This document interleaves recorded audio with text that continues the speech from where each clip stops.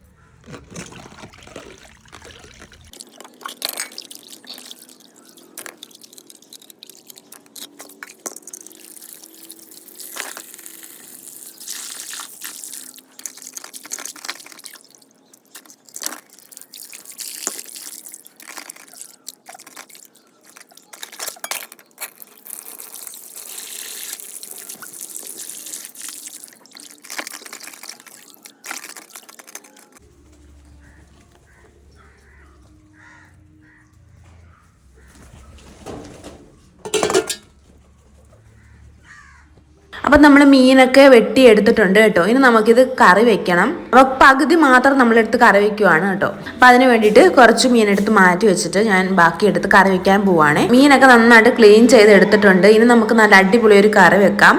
കറി വെക്കാൻ വേണ്ടിയിട്ട് ഞാൻ ചട്ടി അടുപ്പത്തൊക്കെ വെച്ചിട്ടുണ്ട് കേട്ടോ. ഇനി നമുക്ക് എണ്ണ ഒഴിച്ചു കൊടുത്ത് കടുകും ഉലുവൊക്കെ ഇടാം കേട്ടോ. അപ്പോൾ അച്ഛൻ വന്ന് കുറച്ച് സവാളയും നമ്മുടെ തക്കാളിയൊക്കെ അരിഞ്ഞ് തന്നിട്ടുണ്ടായിരുന്നു. അച്ഛൻ കറി വെക്കാമെന്ന് പറഞ്ഞു. അച്ഛൻ ഇങ്ങനെ മീൻകറിയൊക്കെ വെക്കുന്നത് ഭയങ്കര ഇഷ്ടമാണ്. അപ്പോൾ എൻ്റെ അടുത്ത് വന്ന് എനിക്ക് മീൻകറി വെച്ച് തരാമെന്നൊക്കെ പറഞ്ഞു. പക്ഷെ ഞാൻ പറഞ്ഞു വേണ്ട, അച്ഛൻ്റെ മീൻകറി ഒരു പ്രത്യേക മീൻകറിയാണ് കേട്ടോ, ഒരുപാട് മുളകൊന്നും ഇടത്തില്ല അങ്ങനെ. അതുകൊണ്ട് ഞാൻ പറഞ്ഞു വേണ്ട, ഞാൻ തന്നെ വെച്ചോളാം എന്ന് പറഞ്ഞു. എന്നാലും അച്ഛൻ കുറച്ചൊക്കെ സഹായിച്ചു തന്നു.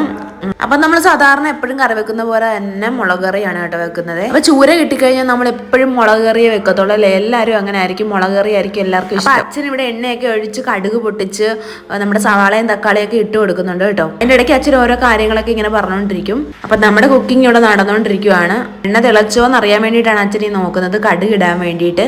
നമ്മൾ ഓരോ കാര്യങ്ങളും ചെയ്യുമ്പോഴത്തേക്കും ആദ്യമൊക്കെ നമുക്ക് ഭയങ്കര ബുദ്ധിമുട്ടായിരിക്കും. അയ്യോ കുളവായി. പണ്ടൊക്കെ മീൻകറി വെക്കുമ്പോഴത്തേക്കും ആദ്യമൊന്നും വെക്കുന്നത് ശരിയാകത്തില്ല കേട്ടോ. 1 ചെയ്ത് 2 ചെയ്ത് 3 ചെയ്ത് അങ്ങനെ അങ്ങ് ഇരിക്കും. പക്ഷെ ഒന്നും റെഡി ആകത്തില്ല.